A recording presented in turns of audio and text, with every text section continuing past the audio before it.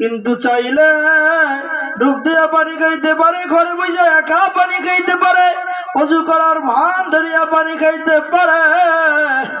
দুনিয়ার কোনো মানুষ দেখবে না, একজন দেখবে, তিনি কে? আর একটু জোরে বলেন কে? এই জন্য রোজাদার ব্যক্তি ঘরে খাবারের অভাব নাই, খাবারের পিপাস ক্ষুধায় পেটের ভিতরে যন্ত্রণা শুরু হয়ে গেছে। আমার মা চাচিরা ঘরে বসে রান্না করে, প্রচন্ড ক্ষুধা, নিজে রান্না ঘরে বৈশা বৈশা একা একা রান্না করতে আসে।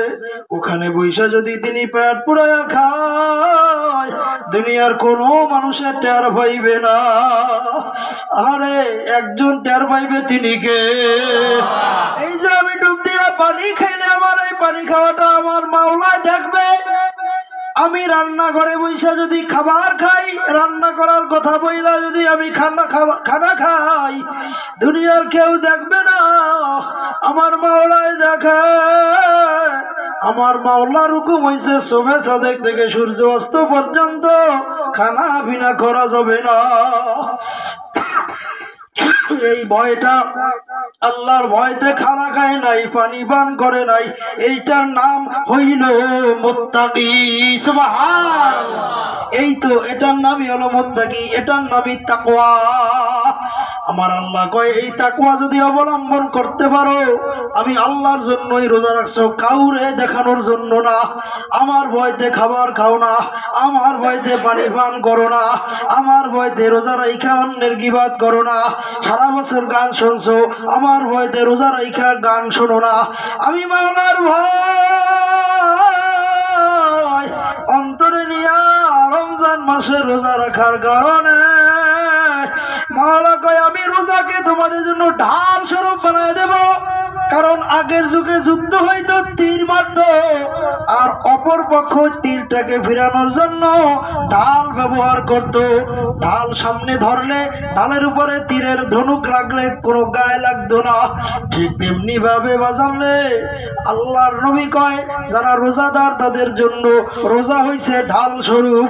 যখনই জাহান্নামের আযাব কোন বান্দার দিকে আসতে শুরু করবে, তখন রোজাদারে ঢাল বানাইয়া সামনে ধরবে, রোজায় যাইয়া সামনে দাঁড়াইবে, বলবে এই লোকটা আল্লাহর ভয় অন্তরে নিয়া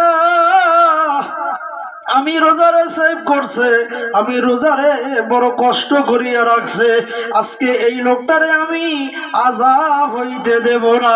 সুবহানাল্লাহ। এই জন্য ভয়টারে পরিপূর্ণ অন্তরে ঢুকানোর জন্য মাধ্যমই হইছে বাজান রোজা। বলে কেমন ভয়, কেমন ভয়?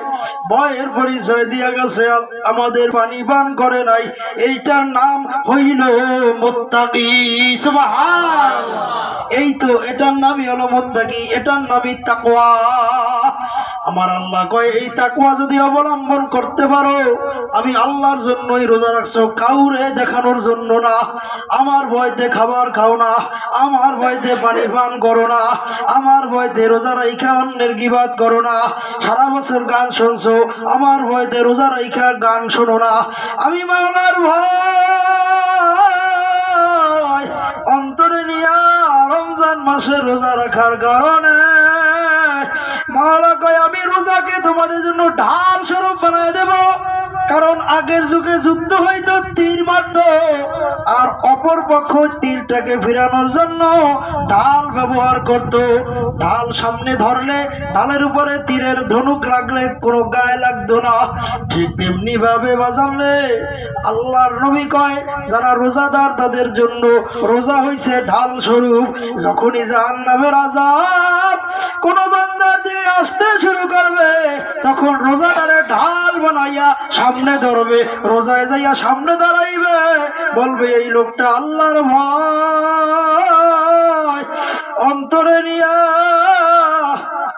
আমি রোজারে সেভ করছে, আমি রোজারে বড় কষ্ট করিয়া রাখছে, আজকে এই লোকটারে আমি আযাব হইতে দেব না। সুবহানাল্লাহ। এই জন্য ভয়টারে পরিপূর্ণ অন্তরে ঢুকানোর জন্য মাধ্যমই হইছে বাজান রোজা। বলে কেমন ভয় কেমন ভয়?